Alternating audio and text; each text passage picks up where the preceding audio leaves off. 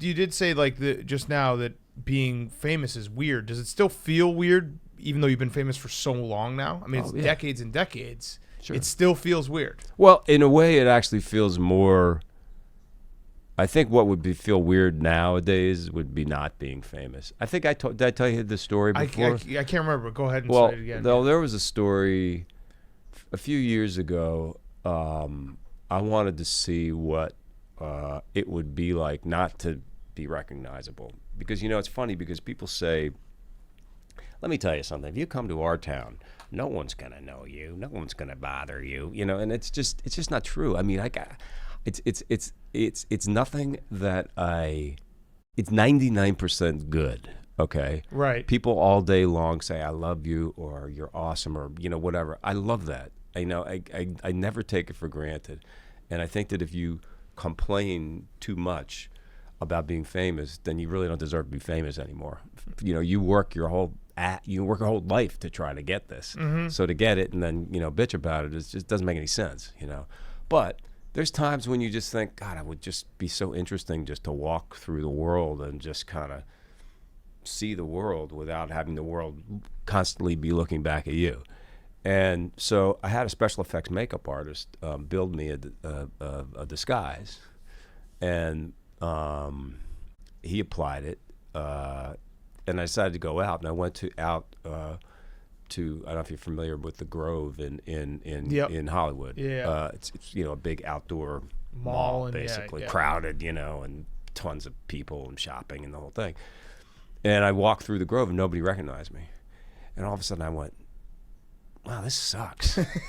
I mean, everyone's just treating me like a normal person. You have to wait for a table. I have to wait for a table. Sucks, yeah, it's like no one's being nice to me for no reason at all. Yeah. You know what I mean? And you've thought that the world is like a really nice, friendly place for the last 30 years. It's a little bit different sometimes when they don't have a reason to automatically be nice to you, right? Right. Yeah. That's funny. I don't remember that story. So it's a good thing to do every now and then. I would assume to like reset and be like, hey, you know what's nice is being a little famous, having a little fame. It's nothing I take for granted, honestly, and I don't. Like I said, there's two kinds of actors: actors that want to be famous and liars. Mm-hmm. Yeah. Yes, that's a good quote. You said 99% of the time it's nice. I have never met somebody that has said like, I hate Kevin Bacon. Like he sucks. I hate Kevin. Oh, like, I have. You have? Really? Are there actively Kevin Bacon haters out there? What was their issue? There was a guy came up to me. This has happened multiple times. Really? But years ago, I came up. I was in a small town in North Carolina. I was shooting a movie, and we go out with the crew. The town I was actually shooting in was a dry town, so we had to go over to this other town to go out. So we go to the bar. It was a local bar. Basically kind of a redneck bar, and we're sitting there, and this guy comes to my table, and his name was Tiny. And to say that this fucking guy was huge is like the understatement. I mean, I know people will say that I'm building him up to be bigger than he is, but he was huge. And my friend Eric was with me, who's I think he's about 6'3". And the guy comes over to me, and Eric and I are sitting. Eric had come down to visit me, and we're sitting there, we're having a beer. And the guy comes over and he goes, "Hey, are you Kevin Bacon?" And I said, yeah. He goes, "I hate Kevin Bacon. I want to kill him." And I said, okay. And I thought he was kidding. Yeah. And he was not kidding. What did he say? A role that you played? No. He was just a drunk kid that wanted to fight me. He loved Jack Nicholson's character from a few. He's like, right. You shouldn't have arrested him. Yeah. He prick. He was trying to protect you. Yeah. Hated you in Animal House. Like, I don't know. You were one of the douchebags. I don't. But it was one of those like crazy times when I just stood up and I said, "Yeah, it's me."